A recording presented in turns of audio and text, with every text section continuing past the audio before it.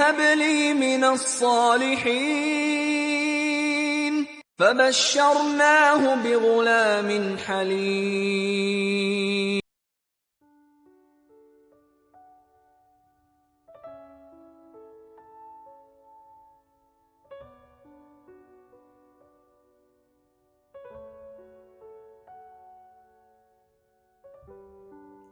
Assalamualaikum warahmatullahi wabarakatuh. Alhamdulillah alladzi arsala rasulahu bil huda wa dinil haq liyudhhirahu 'ala dini kullihi wa kafa billahi syahida. Asyhadu an la ilaha illallah wahdahu la syarikalah wa asyhadu anna Muhammadan abduhu wa rasuluhu la nabiyya ba'dah. Allahumma shalli wa sallim ala sayyidina Muhammadin sayyidil mustafa wa ala alihi wa sahbihi wa man tabi'ahu ila yaumil qiyamah. Amma ba'du fa ya ibadallah, usikum wa nafsi bitaqwallah, faqad faza man ittaqa wa qad khaba man asa. Qala Allah subhanahu wa ta'ala fil Qur'anil Karim wa huwa asdaqul qailin, a'udzu billahi samiil alim minasyaitonir rajim. Rabbi habli minas sholihin wa basyarnahu bi ghulamin halim. Kala Rasulullah sallallahu alaihi wasallam, idza mata badu adam in qata'a amaluhu illa min salasin, sadaqatin jariyah aw waludun salih yad'u lahu aw ilmin yuntafa'u bih. Sadaqallahul azim wa sadaqa rasuluhun nabiyul habibul karim wa nahnu ala dzalika minasyahidin wasakirin. Alhamdulillahi rabbil alamin.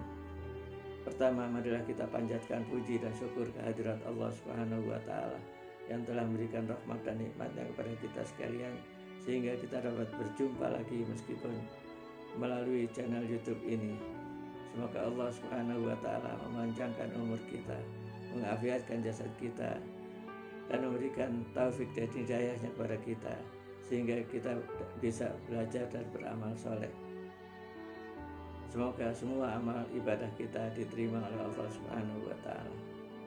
Salawat dan salam semoga tercurah kepada junjungan kita Nabi besar Muhammad SAW beserta keluarganya, para sahabatnya, dan para pengikutnya hingga akhir zaman kelak. Bapak Ibu, anggota jamaah Al-Irbi'ah dan Al-Hunafa yang saya hormati, pada kesempatan ini saya ingin menyampaikan tentang anak yang soleh, karena semua orang tua mengharapkan mempunyai anak yang soleh yang bisa mendoakan ibu bapaknya apabila ibu bapaknya telah wafat, atau sebelum wafat juga anaknya bisa mendoakan ibu bapaknya. Karena kalau anak yang soleh itu yang didambakan oleh kedua orang tua. Bukan kita saja sebagai orang biasa, para nabi pun mengharapkan anak-anak yang soleh. Sebagaimana ayat yang saya bacakan tadi, yaitu surat As-Saffat surat 37 ayat 100 dan 101. Itu Nabi Ibrahim doa berkali-kali mohon kepada Allah agar dikaruniai anak yang soleh. Tapi apa? Setelah Nabi Ibrahim sudah usia senja, sudah tua, baru Allah berikan anak yang soleh yang diharapkannya. Kita lanjutkan ke sesi berikutnya.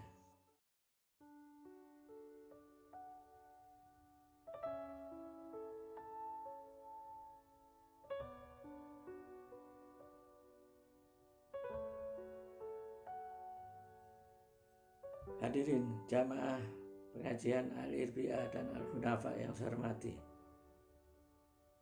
Jadi semua kita mengharapkan mempunyai anak yang soleh.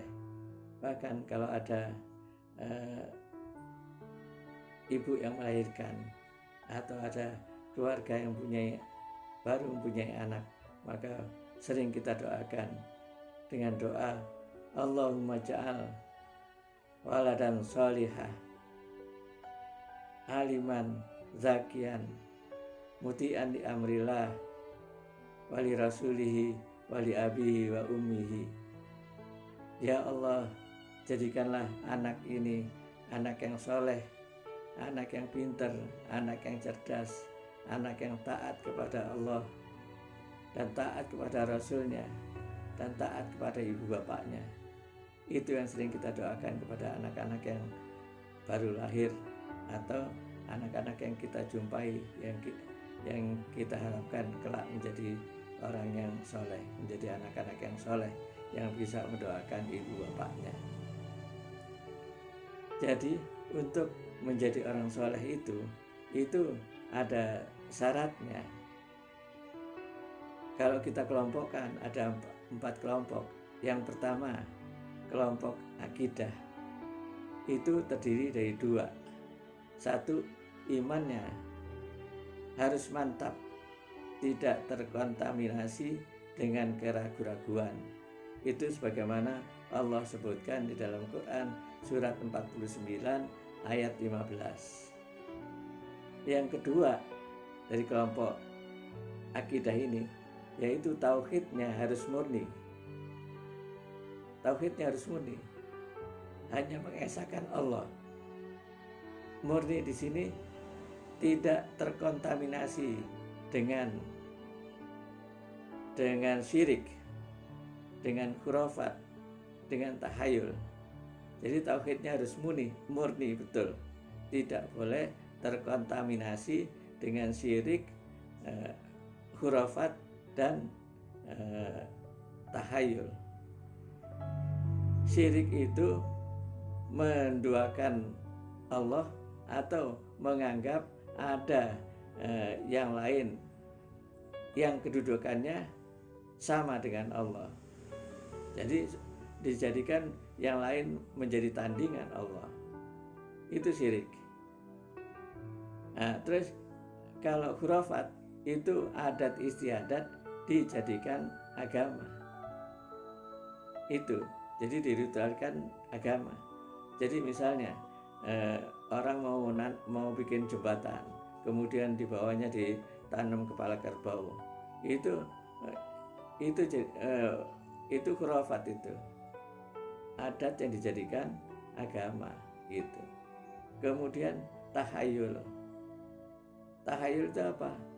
Itu sepertinya misalnya ada kupu-kupu yang masuk ke rumah kita. Kemudian kita yakini bahwa nanti akan ada tamu. Nah, itu namanya tahayul. Nah, itu jadi ibadahnya ada 2 tadi. Yang pertama imannya harus mantap. Yang kedua tauhidnya harus murni, tidak terkontaminasi dengan syirik, khurafat dan tahayul. Itu sebagaimana Allah sebutkan di dalam Quran surat 39 ayat 65. Nah, kelompok kedua adalah ibadah. Ibadahnya ini terdiri dari paling tidak 5. Yang pertama, sholatnya di awal waktu dan berjamaah. Yang kedua, mengerjakan sholat-sholat rawatib. Yang ketiga, mengerjakan sholat tahajud dan witir. Yang keempat, melaksanakan puasa Senin dan Kamis. Kemudian yang kelima, tidak ada hari tanpa baca Al-Quran. Itu kelompok ibadah bagian kedua. Bagian ketiga apa? Yaitu sosial. Sosial ini hanya satu, yaitu gemar bersedekah. Dalam keadaan susah bersedekah, apalagi dalam keadaan senang, apalagi dalam keadaan longgar. Nah, itu sedekahnya lebih banyak lagi. Jadi pokoknya gemar bersedekah, baik dalam keadaan susah maupun dalam keadaan senang. Itu. Kemudian apalagi bagian keempat yaitu akhlak. Akhlak ini paling tidak terdiri dari 3. Yang pertama adalah ikhlas, tidak sum'ah dan tidak riya. Kalau riya itu ingin kita melakukan sesuatu ingin mendapat pujian orang lain. Tapi kalau sum'ah itu kita melakukan sesuatu atau memperdengarkan sesuatu ingin dipuji oleh orang lain. Jadi kalau riya itu dominasinya mata gitu ya. Kalau sum'ah itu dominasinya telinga atau suara yang didengar oleh telinga. Itu. Terus bagian kedua dari akhlak ini apa? Bagian kedua dari akhlak ini adalah jujur, tidak bohong. Itu. Bagian yang ketiga dari akhlak ini yaitu rendah hati, tidak sombong. Nah, itulah kalau kita rinci itu seluruhnya ada 11. Itu ciri-ciri dari orang yang soleh.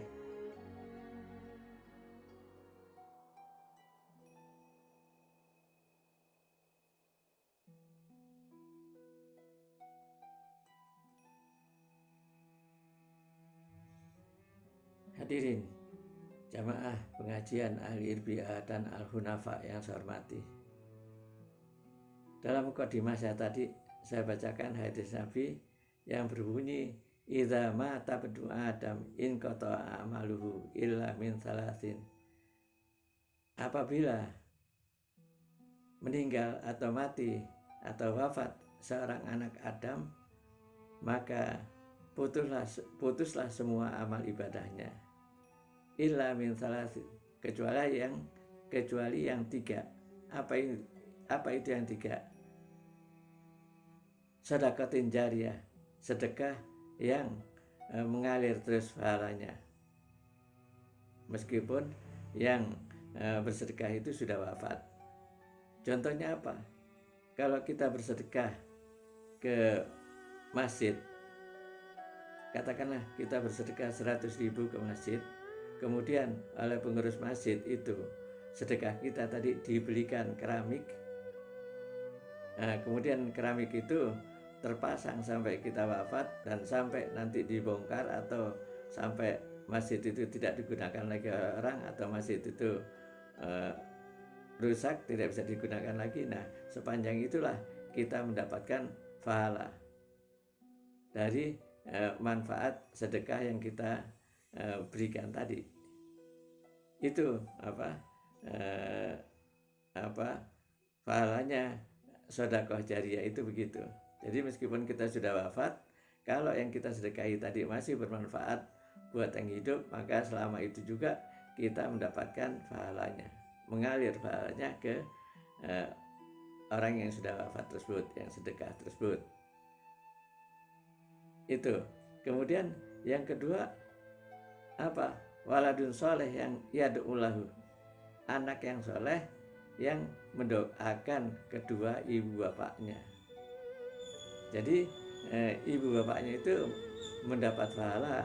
Kalau ibu bapaknya di alam barzahnya dia sedang disiksa oleh malaikat, maka diperintahkan oleh Allah Subhanahu wa taala, malaikatku, stop dulu siksanya karena anaknya sedang berdoa mohonkan ampun kedua ibu bapaknya yang ada di barzah ini. Maka stop dulu penyiksaan ini gitu. Kalau bapak ibunya di barzahnya mendapat rahmat dari Allah Subhanahu wa taala, maka rahmat itu ditambahkan. Kenyamanannya di alam kuburnya ditambahkan oleh Allah Subhanahu wa taala. Yang tadinya di alam kuburnya kurang sejuk gitu, kemudian tambah sejuk. Nah, itu begitu sehingga si orang yang di alam kubur tadi ketika dia disiksa kemudian di stop oleh malaikat, dia kaget.